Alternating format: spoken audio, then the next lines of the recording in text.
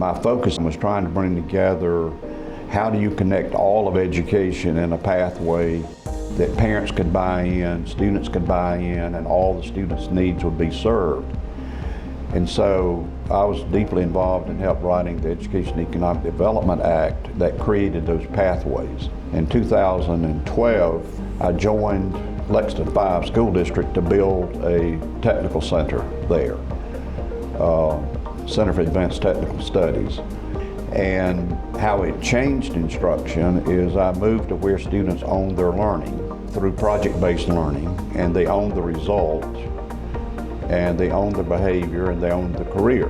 And so we began there to limit lecture to 10 to 12 minutes, and then students had to be involved in lab activity. If you were in biomedical sciences or you were in welding, it was all the same. Is that lecture 10 minutes, discussion for 10 minutes, and then you get into the lab and hands-on. 75% of the kids learn best active learning.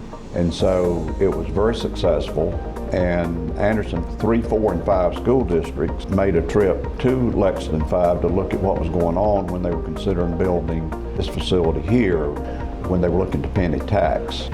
So their vision sort of mirrored what was going on there, and then when I heard about the situation up here opening up, I made contact and applied and came here in July 2017. And so the first couple of things I did was, one, I walked the streets of Anderson asking people, didn't know about the penny tax and how they felt about a plan for a center. And it was amazing, everybody I spoke with that had knowledge of the penny tax were very supportive of this institution. And so then I began to contact industry.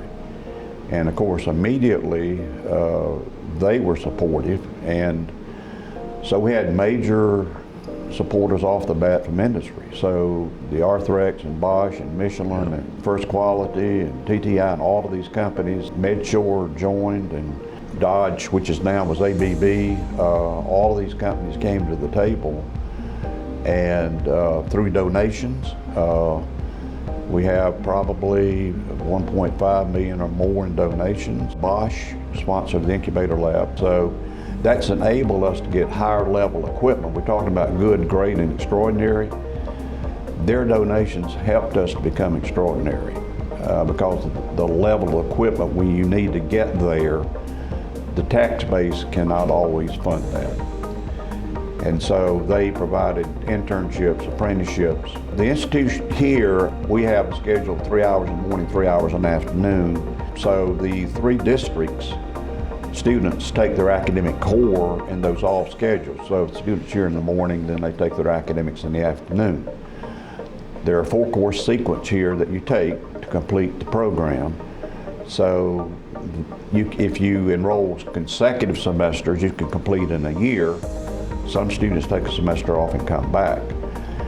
But we require that every student do a capstone project, so they have to come up with a problem they solve. It can be a group project, or it can be an individual project, so they have to be able to defend it in public.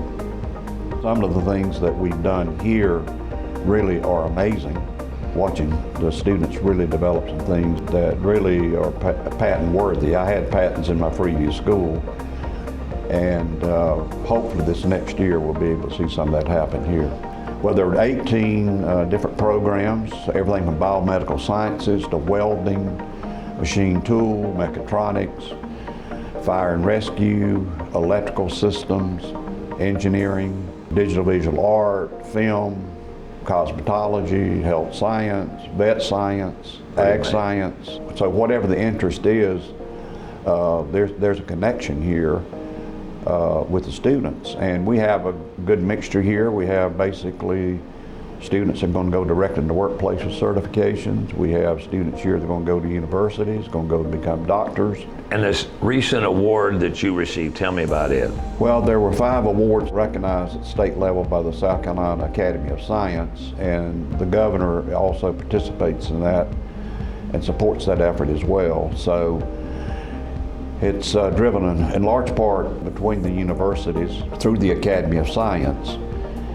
And so in 1998, when I was with the department, one of the things that I saw was happening is that particularly young women were not getting involved in the science area.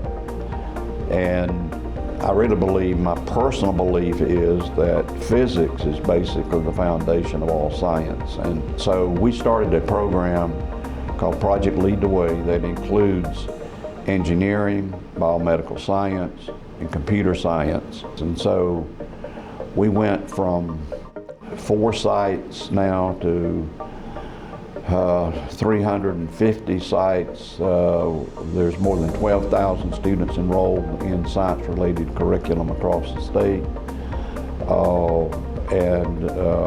It drove enrollment up in the sciences in 2-year and 4-year college universities, Clemson and Carolina. Engineering programs and science programs grew significantly as a result of those programs. And so as a part of that is that the scientific awareness among secondary students began to increase significantly, and the enrollment in those sciences began to take shape. So I guess that's the reason the award came about, was for that recognition. And the title of the award was? It's Scientific Awareness.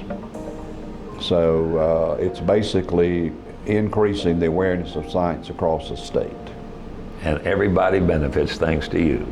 Well, I hope so. And I think what happened is it made STEM, if you will, science and engineering and technology, it made it cool for students. And what we've seen is a significant increase in females in those fields. And so part of what we did there is had summer camps of young women, and we bring people in from the different fields in these scientific areas of engineering and medicine and all, and talk with the young women about these fields. And so it opened a lot of doors for that. Well, congratulations on the award, and thank you for all that you've done for education in South Carolina. Well, thank you. It's been a pleasure, and everything that I receive and be recognized for is because of students and their accomplishments.